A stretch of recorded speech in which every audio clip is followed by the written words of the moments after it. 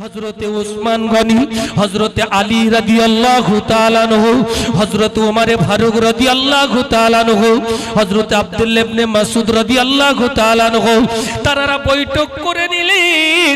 বৈঠক করে নেওয়ার পরে তারা আলোচনা করলেন যে আমার আপনার নবী, বিশ্ব নবী হাবিবুল্লাহ তিনি বিদায় নিয়ে চলে গেলেন, আমাদের গার্জেন নাই, আমাদের আজকের কেউ নাই, আছে আজকের আমাদের একজন, তিনি হলেন হযরতে আবু বকর। তিনি আল্লাহর নবীর সঙ্গী, ছায়া সঙ্গী হয়েছিলেন, রাসূলুল্লাহর সঙ্গে বদবতন ভাবে ছিল। সুতরাং হযরতে আবু বকর সিদ্দিক রাদিয়াল্লাহু তাআলা আনহুকে এই মসনদের আসনে বসাতে হবে, এই বলে তারা চিন্তা ভাবনা করে বলতে লাগলো যে আবু বকরকে একটা মাইনের ব্যবস্থা করে দেওয়া হোক, একটা মাসিক ভাতার ব্যবস্থা করে দেওয়া হোক। এইভাবে দেখা যায় যে সেই মাসিক মাইনার ব্যবস্থা করে দেওয়া হলো। হযরত আবু বকরকে নিয়ে সিদ্ধান্ত নিয়ে নেওয়া হলো যে আবু বকর, ও আবু বকর, আজকে যদি তুমি মসনদে না বসো আর কাপড়ের ব্যবসা যদি তুমি করতে যাও, তাহলে আজকে আমাদেরকে কে বোঝাবে? রাসূলুল্লাহর কথা কে শোনাবে? কোরআনের কথা কে শোনাবে? আল্লাহর বাণী কে শোনাবে? আমাদেরকে কে বোঝাবে? আমাদের গার্জিয়ান এখন অভিভাবক হিসাবে আপনি আবু বকর। সুতরাং আমাদেরকে এই কোরআন আর হাদিস দিয়ে বুঝিয়ে আমাদেরকে এই মসনদে বসে আমাদের পরিচালনা করো। হযরতে আবু বকর সিদ্দিক রাদিয়াল্লাহু তাআলা আনহু তিনি রাজি হয়ে গেলেন। তিনি রাজি হয়ে যাওয়ার পরে ওই মসনদে তিনি বসলেন। তার পরের দিনে ব্যবসা ছেড়ে দিল। ব্যবসা ছেড়ে দেওয়ার পরে তিনি একদিন বাড়িতে এইভাবে মসনদে যাতায়াত করতে করতে তিনি ইসলামের দাওয়াত দিতে দিতে কোরআন হাদিসের কথা বলতে বলতে একদিন দেখা যায় বাড়িতে পৌঁছে গেলেন। ওই সময় বিবি বলছে, স্বামী আবু বকর সিদ্দিক রাদিয়াল্লাহু তাআলা আনহুর স্ত্রী বলছে, স্বামী আমার একটু মনের চাহিদা হয়েছে যে আমি মদিনার বাজারের মিষ্টি খাবো, আমি একটু মদিনার বাজারের মিষ্টি আমি তোমার স্ত্রী খাবো। ওই সময় আবু বকর বলছে, বিবি রে, ও বিবি, আমি আবু বকর, আমার কাছে এরকম কোনো অর্থ নাই, এরকম কোনো পয়সা নাই যে অর্থ আর পয়সা দিয়ে আমি তোমাকে মিষ্টি কিনে খাওয়াবো, তোমাকে একটু মিষ্টি ক্রয় করে খাওয়াবো, এরকম সামর্থ্য আমার নাই, এরকম অর্থ আমার নাই। ওই সময় বিবি বলছে, স্বামী আমি যদি তোমাকে একটু পয়সার ব্যবস্থা করে দিই তাহলে তুমি কি দিতে পারবে এনে? বলছে, আগে দাও, তারপরে চিন্তা ভাবনা হবে। ওই সময় বিবি যখন এই কথা বলল আপনার মিষ্টির কথা, ওই সময় হযরতে আবু বকর সিদ্দিক রাদিয়াল্লাহু তাআলা আনহু তিনি এই কথা শোনানো মাত্র বিবিও বলছে, ঠিক আছে আমি তোমাকে জোগাড় করে দেব। ওই সময় হযরতে আবু বকর এইভাবে যেতে আস্তে আস্তে 2 মাস হয়ে গেল। 2 মাস হয়ে যাওয়ার পরে কিছু টাকা কিছু অর্থ নিয়ে নিজের স্বামী হযরতে আবু বকরের হাতে তুলে দিল। যে আবু বকরের স্ত্রী ওই সময় বলতে লাগলো যে আমার স্বামী, আজকে আমি টাকাটা দিলাম, মদিনার বাজারে গিয়ে একটু মিষ্টি আমার জন্য এনে দেবে। আমার মনে একটু বড় চাহিদা, আমার মনে একটু বড় খোয়াইশ হয়েছে যে আমি মদিনার বাজারের মিষ্টি খাবো, মদিনার বাজারের মিষ্টি একটু খাবো। ওই সময় হযরতে আবু বকর সিদ্দিক রাদিয়াল্লাহু তাআলা আনহু তিনি 2 আঁচলা ভরে টাকাটা নিলেন। নেওয়ার পরে ওই সময় আবু বকর সিদ্দিক রাদিয়াল্লাহু তাআলা আনহু তিনি বলতে লাগলেন যে বিবি গো, ও বিবি তুমি টাকাটা কোথায় পেয়েছো বলো। ওই সময় স্বামীর কাছে বিবি বড় আনন্দ চিত্তে বলতে লাগলো, ও আমার স্বামী স্বামী আবু বকর, আমার স্বামীরা, তুমি তো এখন খলিফাতুল মুসলিমিন, তুমি তো এখন খলিফার মসনদে বসে আছো। যে মাহিনা আর যে ভাতাটা তুমি পাও, যে মাসিক মাইনাটা পাও, ওই মাসিক মাইনার ভিতর দিয়ে আমি সংসারের ভিতর দিয়ে একটু একটু একটু একটু করে বাঁচিয়ে, একটু একটু করে বাঁচিয়ে সেই টাকার ভিতর থেকে সাংসারিক খরচকে বাঁচিয়ে সেই টাকাটা জোগাড় করে রেখেছি।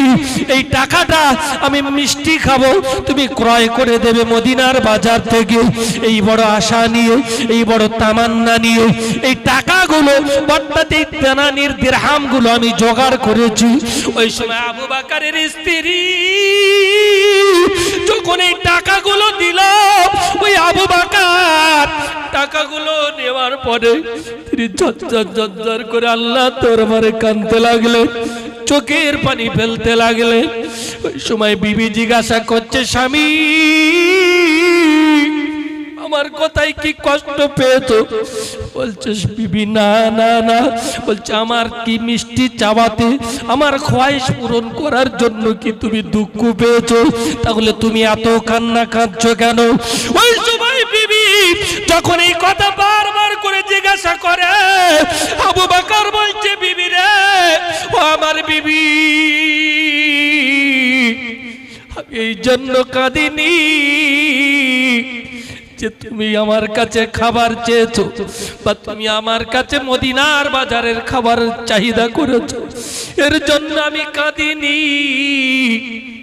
তুমি আমার কাছে যে দাবি করেছো এর জন্য মনে কষ্ট পেয়েছি, না না না, আমি এই জন্য করে কাঁদি যে আবু বকর, আবু বকর যে একটা মাস দুটো মাস ধরে যে মাহিনা টাকা নিয়েছিল, যে আপনার বাইতুল ফান্ড থেকে, বাইতুল মাল থেকে যে টাকাটা নিয়েছিল, সেই টাকার ভিতর থেকে বিবি একটু একটু একটু একটু করে বাঁচিয়েছে। কিন্তু বিবি তুমি বলো, যে টাকাটা বাঁচাতে গিয়ে তোমার সংসারে কি অসুবিধা হয়েছে? বলছে আমার কোনো অসুবিধা হয়নি। তুমি কি এক বেলা না খেয়েছিলে? বলছে না না না, আমি কোনো বেলা না খেয়ে থাকিনি। বলছো আমার বিবি, তাহলে তুমি শুনে রেখে দাও, আমি আবু বকর তোমাকে জানিয়ে দিই যে আল্লাহ যদি আবু বকরকে জিজ্ঞাসা করে কিয়ামতের দিনে, আবু বকর তুমি যে তোমার মাইনা, তোমার প্রয়োজন ছিল, তোমার যে সংসারে টাকা বেঁচে ছিল, তোমার সংসারের মধ্যে থেকে যে টাকাটা তোমার বিবি বাঁচিয়েছিল, ওই টাকার তো তোমার কোনো প্রয়োজন ছিল না, সুতরাং তোমার বিবি বাঁচিয়েছিল। আর বাঁচাতে গিয়ে সংসারে কোনো অসুবিধা হয়নি, কোনো রকমের কোনো না খেয়ে তাদের থাকতে হয়নি, কোনো কষ্ট তাদের পেতে হয়নি। সুতরাং সেই বেশি টাকাটা, সেই বেশি মাইনাটা কেন তুমি আবু বকর নিয়েছো? আল্লাহর নবীর দরবারের সামনে দাঁড়িয়ে, আল্লাহর নবীর সামনে দাঁড়িয়ে ওই কিয়ামতের মহাময়দানে আমি আবু বকর উত্তর দিতে পারবো না। সুতরাং আমি আবু বকর এই জন্য করে কাঁদতেছি যে আল্লাহ যদি আমাকে জিজ্ঞাসা করে, আবু বকর তোমার যে মাইনা টাকা সংসারে যতটুকু প্রয়োজন ছিল তার থেকে যে তুমি বেশি নিয়েছো, আর এই বেশি নেওয়ার জন্য তুমি আগে কৈফিয়তটা দাও, তুমি জবাবটা দাও। সেই সময় আমি আবু বকর আল্লাহর দরবারে জবাব দিতে পারবো না বিবি, জন্য করে আমি কাঁদি। আল্লাহ দরবারে ওই জায়গায় দাঁড়িয়ে আমি আবু বকর ধরা পড়ে যাব, আমি আবু বকর আর জবাব দিতে পারবো না, আমি আর ওই জায়গায় মাথা উঁচু করতে পারবো না। রাসূলুল্লাহর যে আমি একজন সাহাবী, হযরত আবু বকর প্রথম নম্বর সাহাবী, আমি আর ওই জায়গায় মাথা তুলতে পারবো না। সুতরাং আমার বিবি তুমি মিষ্টি খাওয়ার কথা আমার কাছে বলো না, টাকাগুলো আমাকে দাও। এই বলে টাকাগুলো নিয়ে বাইতুল মালে, বাইতুল ফান্ডে চলে গেল। যাওয়ার পরে হযরত আবু বকর গিয়ে ওমরকে ডাকলো, ওমর, ও ওমর, ওমর এদিকে এসো, এদিকে এসো। হযরতে আলীকে ডাকলেন, হযরতে উসমানকে ডাকলেন, হযরতে আব্দুল্লাহ ইবনে মাসউদকে ডাকলেন। এইভাবে তাদেরকে ডেকে একত্রিত করে ওই সময় আল্লাহর নবীর সাহাবা হযরতে আবু বকর তিনি বলতে লাগলেন যে ও উমর রে, ও উমর, আমি আবু বকর আজকে জানিয়ে দিই, আমার কাছে যে টাকাগুলো আছে এই টাকাগুলো দুই ভাগে ভাগ করো। দুই ভাগে ভাগ করার পরে যেটা হবে সেইটাকে মাইনাস করে আমার মাসিক মাইনাটা দেবে। বলছে কেন? বলছে কারণ এই টাকাটা আমার বিবি সংসারের ভিতর দিয়ে বাঁচিয়েছে, আমার কোনো অসুবিধা হয়নি, আমার সংসার চলতেও কোনো অসুবিধা হয়নি, আমার বিবিও না খেয়েছিল না, আমি আবু বকর আমিও না খেয়েছিলাম না। সুতরাং আমি আবু বকর জানিয়ে দিই এই টাকাটা আমি বেশি নিচ্ছিলাম, এজন্য এই টাকাটা আমার মাইনাস করে দিয়ে দাও।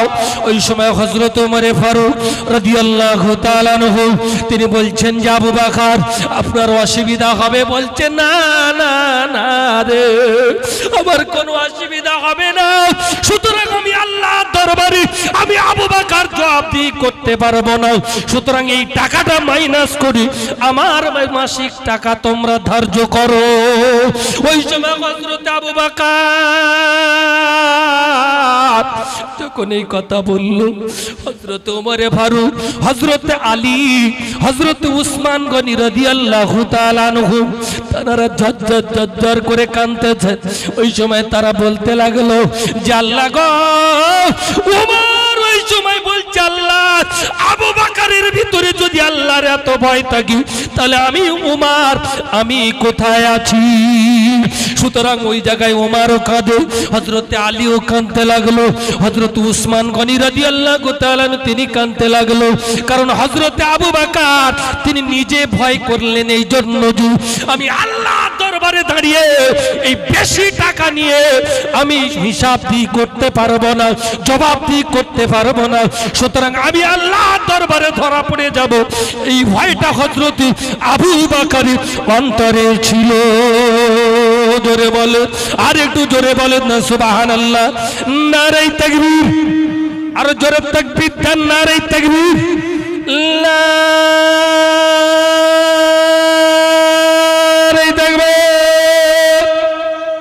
আমার বাবাজিরা, আমার ভাইজানেরা, বলার উদ্দেশ্য হচ্ছে যে আজকের আমরা যে আল্লাহর নবীর উম্মত, যে হযরতে আবু বকর সিদ্দিক রাদিয়াল্লাহু তাআলা আনহু তিনি আল্লাহর নবীর সাহাবা, হযরতে আবু বকর তিনি একজন খোশপ্রাপ্ত জান্নাতি সাহাবা, তিনি এক নম্বর সাহাবা, যার নেকির পাল্লা একদিকে আর সমস্ত সাহাবাদের নেকির পাল্লা একদিকে। হযরতে আবু বকরের নেকির পাল্লা ভারী হয়ে যাবে। সেই হযরতে আবু বকর তিনি যদি এত ভয় করেন, এত যদি কাঁদেন, তাহলে আমরা কোথায় আছি একটু চিন্তা করে দেখেন। যে আল্লাহ কোরআনের ভিতরে বলছেন ইয়া আইয়ুহাল্লাযীনা আমানুত্তাকুল্লাহ হাক্কা তুকাতিহি ওয়া লা তামুতুন্না ইল্লা ওয়া আনতুম মুসলিমুন, যে আমার আল্লাহ তিনি জানিয়ে দিচ্ছেন যে আমার ঈমানদাররা তোমরা আমি আল্লাহ আমাকে ভয় করো, আমাকে ভয় করো। কিন্তু আজকে আমি আপনি একটু চিন্তা করে দেখি যে হযরতে আবু বকরের স্ত্রী যদি মিষ্টি কেনার জন্য টাকা সংসার থেকে বাঁচিয়ে আবু বকরের হাতে দেয়, আর সেই টাকা মিষ্টি না কিনে বাইতুল ফান্ডে জমা দিয়ে সেই টাকা আরো মাইনাস করে দেয়, এটা আল্লাহর কাছে যদি জবাব দিতে হয় যে আল্লাহ, যে আমি আবু বকর মানে এই টাকাটা বেশি নিয়েছি, আর আল্লাহ যদি আমাকে ধরে যে আবু বকর তুমি কেন টাকা বেশি নিয়েছিলে, এর হিসাবটা তুমি দাও, সেই সময় আমি আবু বকর আর কোনো কথা বলতে পারবো না, রাসূলুল্লাহর সামনে দাঁড়িয়ে আমার মাথাটা নত হয়ে যাবে। এজন্য আমি আবু বকর আল্লাহর ভয় করেছিলাম, আল্লাহর ভয় করেছিল। তাহলে এইবারে চিন্তা করে দেখেন যে আজকের আমি আপনি কোথায়? আবু বকরকে আল্লাহ জান্নাতি সার্টিফিকেট দিয়েছেন, ওনার যদি উনি যদি নামাজ না পড়তেন বা রোজা না রাখতেন, আল্লাহকে ভয় না করতেন, উনি কি জাহান্নামী হতো? আপনাদের কাছে প্রশ্ন, যে আল্লাহর নবী 10 জন সাহাবাকে আল্লাহ ঘোষণা দিয়েছেন যারা 10 জন জান্নাতি। তার মধ্যে 1 নম্বরে কে? হযরতে আবু বকর। তো হযরতে আবু বকর যদি নামাজ না পড়তো, রোজা না রাখতো, কোরআন তেলাওয়াত যদি না করতো, হযরতে আবু বকর জাহান্নামী হতো কি? জাহান্নামী হতো না। কারণ আল্লাহ রাব্বুল আলামিন জবান দিয়ে যে কথা বলেছেন সেটা তিনি কোনোদিন ফিরিয়ে নিতেন না। একবার জোরে বলুন না, আরেকটু জোরে বলা যাবে না? আরেকটু জোরে বলেন নারে তাকবীর। যে হযরতে আবু বকর যদি তিনি নামাজ না পড়তেন তাহলে তিনি জান্নাতেও যেতেন, কিন্তু তারপরেও তিনি জান্নাতি এবং তিনি ভয় করেছেন।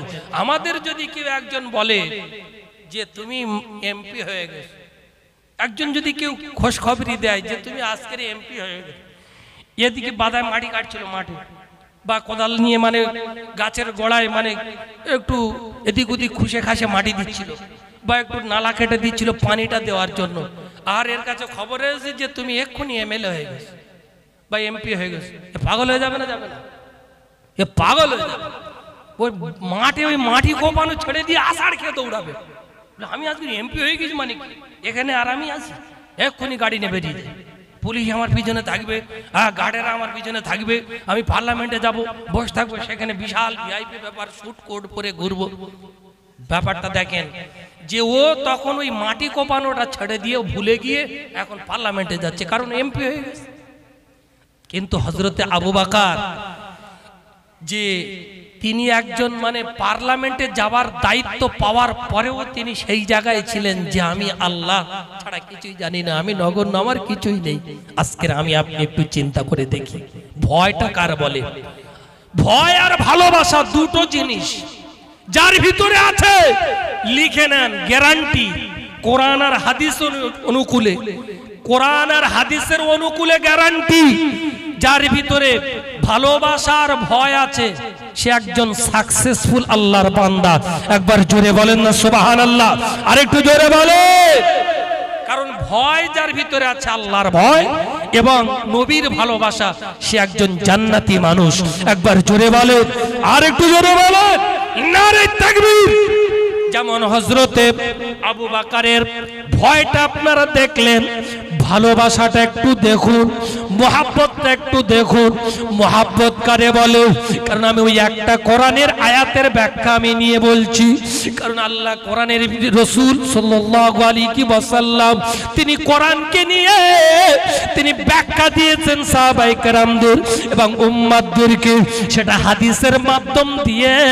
ও কলিজার টুকরা আমার বাবাদিরা, আল্লাহর নবী দিল দুনিয়ার বাদশাহ, তিনি জানিয়ে দিলেন লা ইউমিনু আহাদুকুম হাত্তা আকুনা হাব্বা ইলাইহি মিন ওয়ালিদিহি ওয়া ওয়ালাদিহি মান নাসি আজমাইন। আমি রাসূলুল্লাহ জানিয়ে দিলাম, তোমরা যদি তোমাদের বিবি, তোমাদের বাচ্চা, তোমাদের অর্থ, তোমাদের সম্পদ, তোমাদের বিল্ডিং, তোমাদের বালাখানা, তোমাদের অর্থ, তোমাদের আলমারি, যত টাকা আছে সব থেকে যদি আমি রাসূলুল্লাহ আমাকে না ভালোবাসো, আমাকে না মোহাব্বত করো, আমাকে না প্যার করো, আমাকে যদি না তোমরা ভালোবাসো, আমি রাসূলুল্লাহ কথা দিলাম, তাহলে তোমরা প্রকৃত মুমিন নও, তোমরা প্রকৃত ঈমানদার নও, তোমরা প্রকৃত মুমিন মুসলমান নও। এর জন্য কি করা লাগবে? এর জন্য আল্লাহ রাসূলকে মোহাব্বত করা লাগবে, এর জন্য রাসূলুল্লাহকে ভালোবাসা লাগবে। কারণ আমার আল্লাহ নবী দিন দুনিয়ার বাদশাহ জনাবে মুহাম্মদুর রাসূলুল্লাহ সাল্লাল্লাহু আলাইহি ওয়াসাল্লাম যখন তিনি এক যুদ্ধের ময়দানের জন্য সাহাবায়ে কেরামদের কাছে বলল, ও সাহাবায়ে কেরামেরা, আমি আল্লাহ নবী তোমাদেরকে জানিয়ে দিই, যেই মুহূর্তে তোমাদের জান্নাতের ময়দানে, এই তোমাদের যুদ্ধের ময়দানে যেতে হবে, জান্নাতে যাওয়ার জন্য তোমাদের যুদ্ধে নামতে হবে, অংশগ্রহণ করতে হবে। তার জন্য তোমাদের অর্থের প্রয়োজন আছে, তোমাদের সময়ের প্রয়োজন আছে, তোমাদের জানের প্রয়োজন আছে, মালেরও প্রয়োজন আছে। এক মহিলা এই খবরটা পাওয়ার পরে আল্লাহ নবীর কাছে এসে, আল্লাহর হাবিবের কাছে এসে ওই জায়গায় দাঁড়িয়ে ঝরঝর ঝরঝর করে কাঁদতেছে। আল্লাহ নবী ওই সময় হযরতে আবু বকর, হযরতে উসমান, হযরতে আলী, হযরত উমরে ফারুক তাদের ওই মজলিসে রোজ আল্লাহ নবী বলছে আবু বকর যাও গিয়ে দেখো ওই মহিলাটা কেন এসে কাঁদতেছে, কেন দাঁড়িয়ে আছে। আল্লাহ নবী যখন হযরত আবু বকরকে পাঠিয়ে দিল, গিয়ে জিজ্ঞাসা করার পরে মহিলা উত্তর দিচ্ছে যে আমি রাসূলুল্লাহর সঙ্গে একটু দেখা করব, আমি একটু হাবিবুল্লাহর সঙ্গে দেখা করব, আমি একটু কথা বলবো। ওই সময় আল্লাহ নবীর কাছে সে খবর দেওয়ার পরে আল্লাহ নবী বলছে ঠিক আছে আবু বকর ওই মহিলাকে আসতে দাও, একটু আসতে দাও।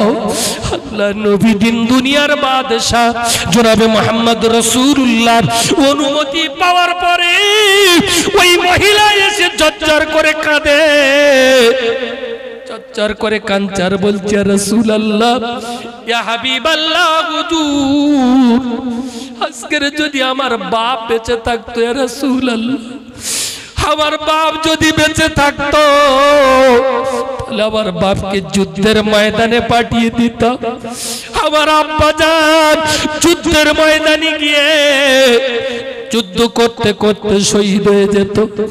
ওই সময় আল্লাহ যদি আমাকে প্রশ্ন করত মারা যাওয়ার পরে যে মহিলা তুমি আল্লাহ এবং আল্লাহ রাসূলের জন্য কি করেছো, দুনিয়ায় থাকাকালীন তুমি কি করেছো, ওই সময় আমি আল্লাহর দরবারে একটাই কথা বলতাম আল্লাহ আমি দুনিয়ার জমিনে ঠিকমতো নামাজ, ঠিকমতো রোজা করতে পারিনি, ঠিকমতো আমাল করতে পারিনি, ঠিকমতো বন্দেগী করতে পারিনি, কিন্তু আল্লাহর নবী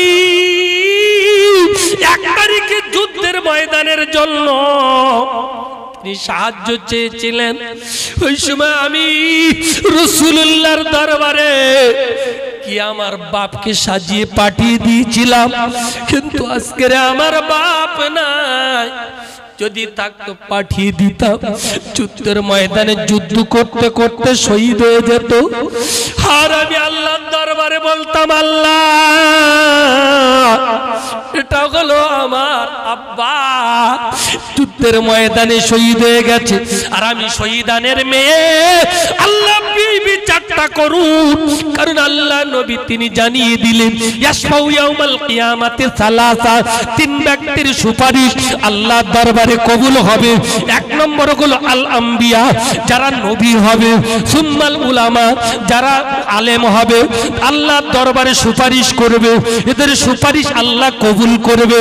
এবং তৃতীয় নম্বর হলো যারা সুম্মা শুহাদা যারা আল্লাহর দরবারে শহীদ হবে, এই শহীদদের দরজা আল্লাহ এত উঁচু আর বুলন্দ করবে যে যাদের সুপারিশ আমার আল্লাহ কবুল করে নেবে। জোরে বলো, আর একটু জোরে বলুন না সুবহানাল্লাহ।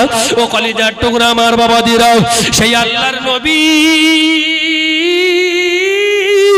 দিন দুনিয়ার বাদশার কাছে দাঁড়িয়ে দাঁড়িয়ে ওই মহিলা কাঁদছে আর বলছে রাসূলুল্লাহ ইয়া হাবিবাল্লাহ এই জন্য করে কাঁদি আজকে আমার আব্বা জান নাই, আজকে আমার আব্বা জান যদি থাকতো তাহলে আমার আব্বার আমি যুদ্ধের ময়দানে পাঠিয়ে দিয়ে শহীদ হয়ে যেত আর আমি জান্নাতে চলে যেতাম, কিন্তু নাই।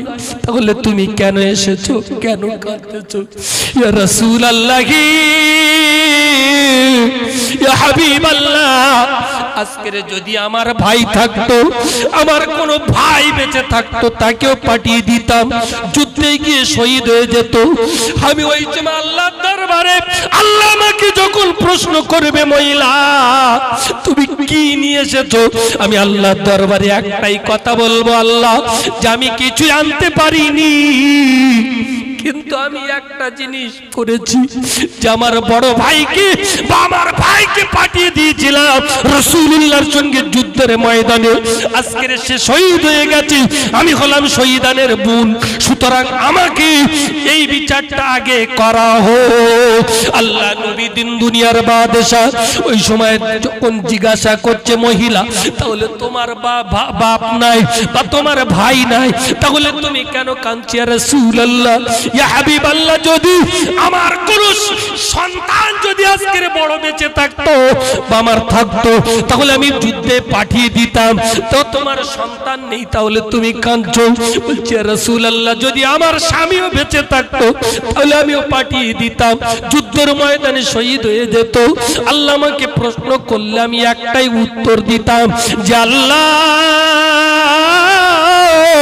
আজকের আপনি যাকে হিসাব নিকাশ করছেন সেই মহিলা স্বামী যুদ্ধের ময়দানে শহীদ হয়ে গেছে, সুতরাং আল্লাহ আপনি এই বিচারটা করুন, আগে এই বিচারটা করুন ইয়া রাসূলুল্লাহ।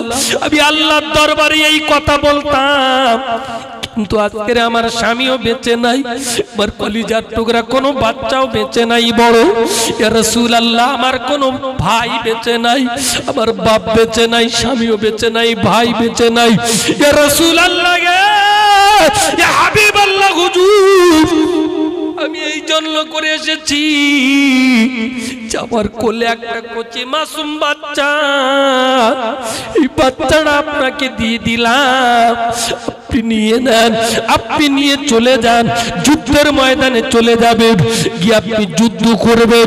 আল্লাহ নবী বলেছিল যে মহিলা তুমি এই যে বাচ্চাকে আমার কাছে দিচ্ছ, এই বাচ্চা নিয়ে আমি যুদ্ধের ময়দানে কি করে যুদ্ধ করব, সুতরাং আমার যুদ্ধ করার সময় এই বাচ্চা নিয়ে যদি যুদ্ধ করতে যায়, এই বাচ্চাকে নিয়ে যুদ্ধ করব নাকি আমি যুদ্ধ একা একা করব, বাচ্চাটাকে সামলাবো, বাচ্চার ক্ষতি হয়ে যাবে। ইয়া রাসূলুল্লাহ, ইয়া হাবিবাল্লাহ, হুজুর আজকের আমি কলিজার টুকরা মা, আচার পিচার খাওয়া মা, নাড়ি চড়া মা, গর্ভধারণী মা, ইয়া রাসূলুল্লাহ, ইয়া হাবিবাল্লাহ, আমি আমার এই কলিজার টুকরা মাসুম বাচ্চাকে দিলাম, আপনি এটা নিয়ে যুদ্ধের ময়দানে যাবেন। যুদ্ধ করতে করতে যখন শত্রুপক্ষ আপনার দিকে তীর নিক্ষেপ করবে, ইয়া রাসূলুল্লাহ, ইয়া হাবিবাল্লাহ, ওই তীরের দিকে আমার এই কলিজার টুকরা বাচ্চাকে আপনি ধরবেন, আর ওই তীরটা এসে আমার কলিজার টুকরা বাচ্চার বুকে লাগবে, আর ওই বাচ্চা শহীদ হয়ে যাবে, আমি মা জননী শহীদানের মা হয়ে যাব। জোরে বলুন, আর একটু জোরে বলুন না সুবহানাল্লাহ, নারে তাকবীর, নারে তাকবীর। আল্লাহর নবীর দরবারে দাঁড়িয়ে ওই সময় মহিলা বলছে ইয়া রাসূলুল্লাহ, ইয়া হাবিবাল্লাহ, আমি এই জন্য করে কাঁদতেছি যে আমার এই কচি মাসুম বাচ্চাটাকে আপনাকে দিলাম, আপনি নিয়ে যুদ্ধের ময়দানে যাবেন ইয়া রাসূলুল্লাহ। গিয়ে যুদ্ধ করতে করতে যখন শত্রুপক্ষ আপনার দিকে তীর নিক্ষেপ করবে, আমার কলিজার টুকরা বাচ্চাটাকে ঢাল বানিয়ে দেবে ইয়া রাসূলুল্লাহ, সেই সময় তীরটা এসে আমার কলিজার টুকরা বাচ্চার বুকে লাগবে, সেই সময় আমার বাচ্চা শহীদ হয়ে যাবে। আমি কলিজার টুকরা মা আল্লাহর দরবারে আমি সেই দিন বলবো যে আল্লাহ, আমি হলাম একজন শহীদানের মা, সুতরাং আল্লাহ আপনি এর ফয়সালাটা আগে করুন, আর তারপরে আমার আমাল আর ঈমান নিয়ে বিচার করবেন। সেই সময় আমি গর্ব করে বলবো আল্লাহ যে আমি একজন শহীদানের মা, সেই জন্য করে আমি এই বাচ্চাটাকে আপনাকে দিতে এসেছি। আল্লাহর নবী দুনিয়ার বাদশাহ জনাবে মুহাম্মদুর রাসূলুল্লাহ ওই সময় তিনি মাথা নত করে বলেছিল, জয় আল্লাহর বান্দি, শুনে রেখে দাও, আল্লাহ তোমাকে জান্নাতি ঘোষণা দিয়ে দিয়েছে। একবার জোরে বলুন না সুবহানাল্লাহ, নারে তাকবীর। আল্লাহ তোমাকে জান্নাতি ঘোষণা দিয়েছে, কারণ তুমি আল্লাহ এবং আল্লাহ রাসূলের মহব্বতে ফানা হয়ে তুমি তোমার কলিজার টুকরা বাচ্চাকে দিয়েছো, যে যুদ্ধের ময়দানে যুদ্ধ করতে করতে যে শহীদ হয়ে যাক, কারণ আমার কাছে আর কিছু নেই, পয়সা নেই, টাকা নেই, অর্থ নেই যে আমি যুদ্ধের জন্য আমি দিয়ে সহযোগিতা করব, বা আমি আল্লাহর নবীকে যে আমি কাউকে যুদ্ধে একজন দিয়ে আমি সৈন্য বাড়িয়ে যে সহযোগিতা করব, আমার কাছে সেরকম কিছু নাই। রাসূলুল্লাহ আমি তাই কলিজার টুকরা বাচ্চাকে দিলাম। এই দেবাটা আল্লাহর দরবারে বড় পছন্দনীয় এবং আল্লাহ কবুল করে নিয়েছেন। এই ভালোবাসা আর এই মহব্বতকে রাসূলুল্লাহর জন্য জান আর মাল নিজের বাচ্চা থেকে তুমি বেশি ভালোবেসেছো বলে আল্লাহ তোমাকে জান্নাত দিয়ে দিয়েছে। তোমার সন্তান লাগবে না। একবার জোরে বলে, আর একটু জোরে বলে নারে তাকবীর। দরুদ শরীফ আল্লাহুম্মা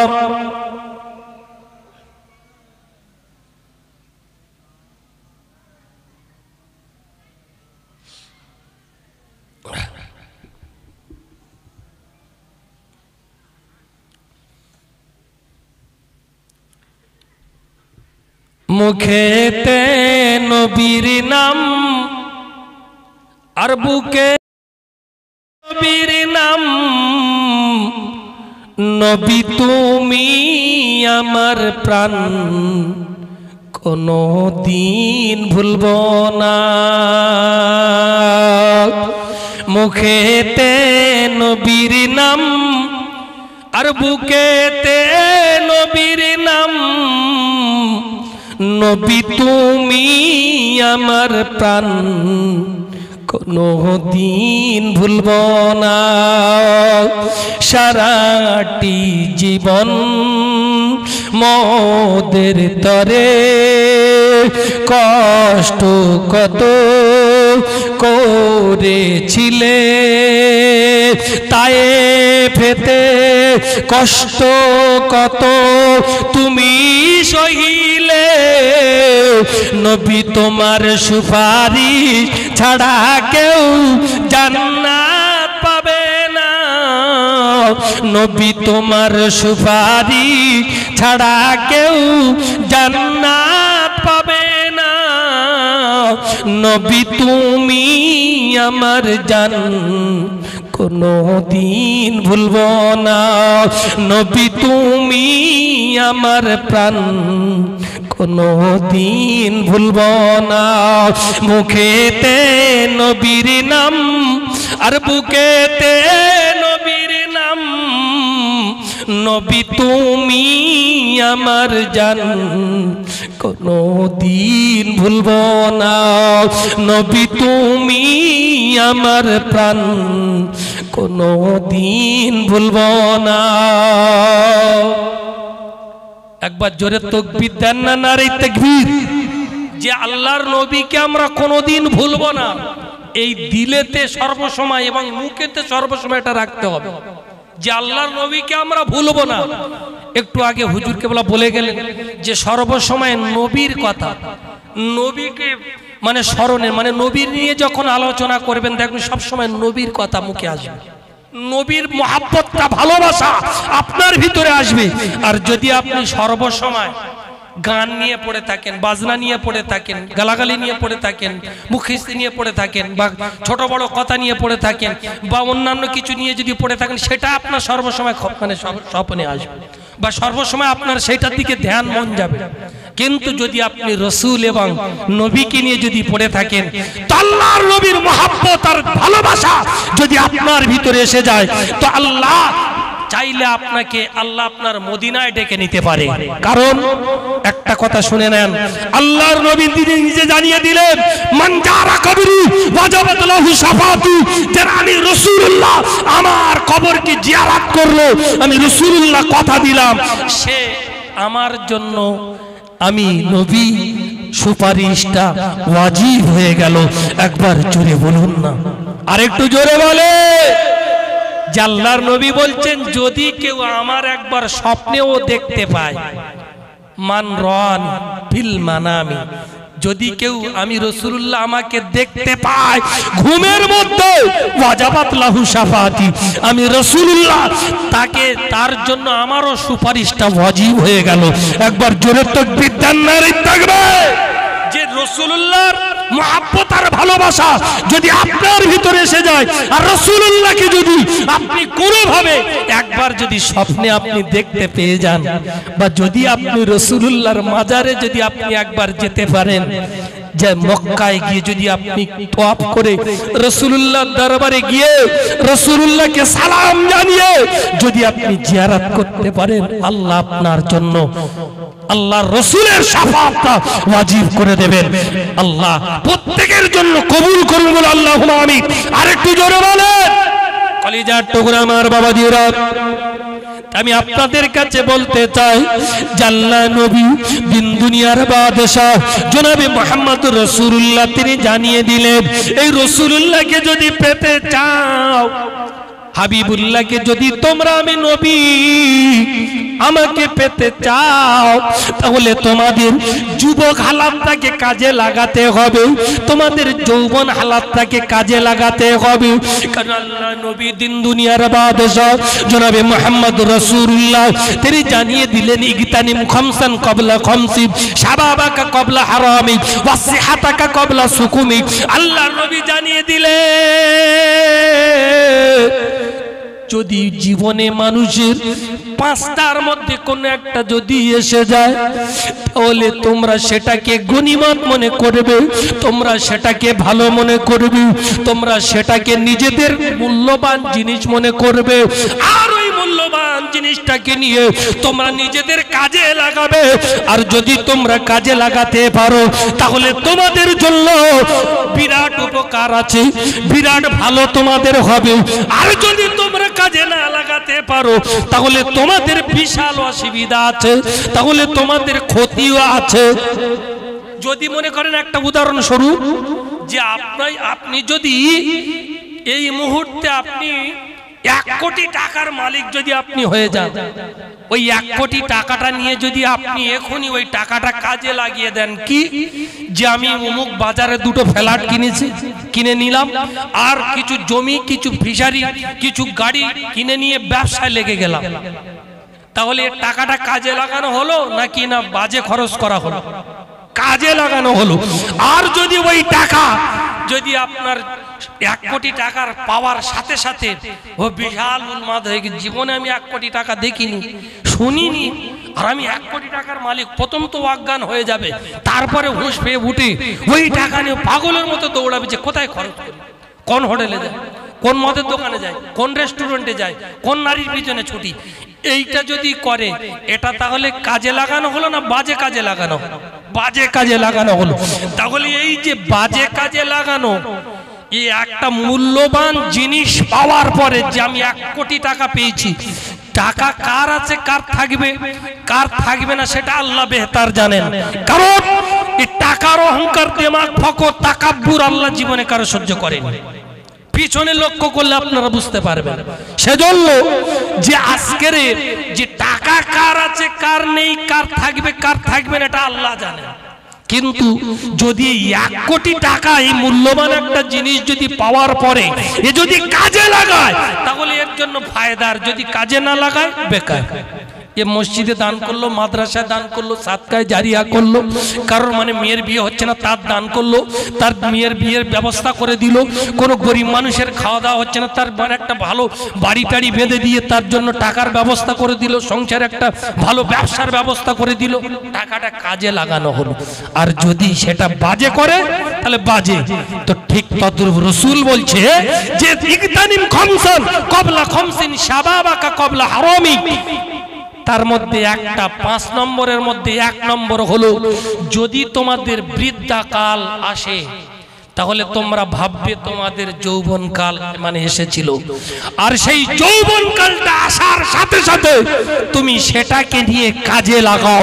সুতরাং আল্লাহর নবী বলছে যে তোমার যৌবনকাল আসার সাথে সাথে তুমি তোমার যৌবনকালটাকে আল্লাহর জন্য কাজে লাগাও। আল্লাহ নবী দিন দুনিয়ার বাদশা তিনি জানিয়ে দিলেন যে আমার উম্মত উম্মতানিরা, আমি রাসূলুল্লাহ জানিয়ে দিলাম, আমি হাবিবুল্লাহ জানিয়ে দিলাম যে তোমাদের যদি যৌবনকাল আসে, আর এই যৌবনকালটাকে নিয়ে কাজে লাগাবে, কিভাবে কাজে লাগাবে? কলিজার টুকরা আমার বাবাজির একটু হাদিস পাকের দিকে লক্ষ্য করো। আল্লাহ নবী জানিয়ে দিলেন যে যেমন মনে করুন যে একটা পাশের গ্রামে জানাজার নামাজ হচ্ছে, আপনি এখানে ইয়ং আছেন বলে দৌড়ে পাশের গ্রামে চলে গেলেন, সেখানে গিয়ে আপনি জানাজার নামাজ পড়লেন, বা অন্য গ্রামে হচ্ছে সেখানে আপনি জানাজার নামাজ পড়লেন, বা আপনার গ্রামে মসজিদ আছে আপনি মসজিদে গিয়ে নামাজ পড়লেন, 5 ওয়াক্ত নামাজ জামাতের সঙ্গে পড়তে লাগলেন। ও কলিজার টুকরা আমার বাবাজিরা, আপনাদেরকে জানিয়ে দিই, আল্লাহ নবী তিনি জানিয়ে দিলেন যে তোমার যৌবন শক্তি আছে, তুমি আল্লাহর নবীর জন্য, আল্লাহ এবং আল্লাহ রসুলের জন্য সাদকায় তুমি জারিয়া করে দিলে, বা তুমি কারোর উপকার করে দিলে, বা তুমি কারোর বিপদে গিয়ে ঝাঁপিয়ে পড়লে, কারোর মুসিবতে গিয়ে তুমি সেখানে ঝাঁপিয়ে পড়লে, কারো তুমি সুপরামর্শ দিলে। ও কলিজার টুকরা আমার বাবাজিরা, আল্লাহ নবী দিন দুনিয়ার বাদশাহ জানিয়ে দিলে এই যৌবনকালটা তাহলে তোমার কাজে লাগানো হলো। আর তুমি যখন কাজে লাগাবে, আল্লাহর নবী জানিয়ে দিলে যখন তুমি বয়স হয়ে যাবে, বয়স্ক বৃদ্ধাকালে পৌঁছে যাবে, আর ওই বৃদ্ধা হয়ে যাওয়ার পরে তোমার প্যারালাইজ হয়ে গেছে, তোমার চোখ অন্ধ হয়ে গেছে, বা শারীরিক অসুস্থতার কারণে তুমি আর কোনো জায়গায় যেতে পারছো না, না মসজিদে যেতে পারছো, না মাদ্রাসায় যেতে পারছো, না কোনো একটা জানাজায় যেতে পারছো, না কোনো একটা জলসায় যেতে পারছো, না কোনো একটা মিলাদে যেতে পারছো, তুমি গ্রামের ঈদের নামাজ হচ্ছে সেখানেও যেতে পারছো না, তুমি রোজাও করতে পারছো না। আল্লাহ নবী জানিয়ে দিলে তুমি যে ইয়ং হালাতে, তুমি যে একেবারে টনটনে হালাতে ছিল, যুবক হালাতে ছিল, আর ওই যুবক হালাতের বেলা তুমি গিয়ে জানাজার নামাজ পড়েছো, তুমি গিয়ে মসজিদে নামাজ পড়েছো, তুমি মোরাকাবা করেছো, তুমি তাহাজ্জুদের নামাজ পড়েছো, তুমি কনকনে ঠান্ডায় গিয়ে উঁচু করে ফজরের নামাজটা পড়েছো, তুমি 5 ওয়াক্ত নামাজটা একের পর এক পড়ে কোরআন তেলাওয়াত করেছো, তাসবিহ তাহলিল করেছো, এবং তুমি অন্যের উপকার করেছো, তুমি রোজাও রেখেছো। আল্লাহ নবী জানিয়ে দিলেন ওই ব্যক্তিটার জন্য আমার আল্লাহ পেনশনের ব্যবস্থা করে দেবে। পেনশন কেমন পেনশন? আল্লাহ নবী দিন দুনিয়ার বাদশাহ জনাবে মুহাম্মদুর রাসূলুল্লাহ তিনি জানিয়ে দিলেন তোমাদের জন্য পেনশনের ব্যবস্থা। যেমন একটা সরকারি লোক, গভর্নমেন্টের কেউ যদি চাকরি করে, তার বয়স 60 কি 65 বছর পর্যন্ত হায়েস্ট, যে এবারে তুমি রিটায়ার হয়ে যাও, গিয়ে তুমি এবারে গিয়ে বাড়িতে সময়টা বিবির সঙ্গে বা নিজের সংসারের জন্য বা অন্যান্য কাজের জন্য তুমি ব্যয় করো, বা তুমি একটু আরাম করো, তোমার আর অফিসে আসতে হবে না, বা তোমার আর সরকারি চাকরি করতে হবে না। তার জন্য তোমাকে আমরা একটা পেনশন স্বরূপ টাকার ব্যবস্থা করে দেব, কিছু অর্থের ব্যবস্থা করে দেব। সেইভাবে সরকার প্রত্যেকের পেনশন দিচ্ছে। ঠিক বললাম না ভুল বললাম? সরকারি যারা চাকরি করে তাদের 60 বছর কি 65 বছর হয়ে যাওয়ার পরে আপনার রিটায়ার হয়ে যাওয়ার সাথে সাথে ওর একটা পেনশন 60,000 টাকা মাইনা হলে তার হয় 30,000 কিংবা 20,000 টাকা। এই 20,000 আর 30,000 টাকা পেনশন নিয়ে এ খুশি। এর বিবি মারা যাবে, এই মানে এ নিজে মারা যাবে, বিবির জন্য সেটা আরো হাফ বরাদ্দ হবে। যদি 30,000 টাকা পেনশন পায়, বিবির জন্য দেবে 15,000 টাকা। এইবারে চিন্তা করে দেখেন, আপনাদের কাছে একটা মানে বিচার দিলাম যে এটা যদি সরকারি কোনো পেনশন হয়ে থাকে, যে আপনার যুবক হালাতে চাকরি করেছিল বলে বৃদ্ধা হয়ে গেছে, এটা পেনশন, তাহলে আমার আল্লাহর জন্য যদি কোনো যুবক বান্দা, যদি কোনো যুবক আমার ভাই আল্লাহর জন্য যদি কেউ মসজিদে গিয়ে নামাজ পড়ে, যদি কেউ মানে জানাজায় যায়, কেউ মিলাদে যায়, কেউ জলসায় যায়, বা ভালো কাজ করে, অন্যের বিপদে ঝাঁপিয়ে পড়ে, তাহলে আমার আল্লাহ পেনশনের ব্যবস্থা করতে পারেন কি পারেন না?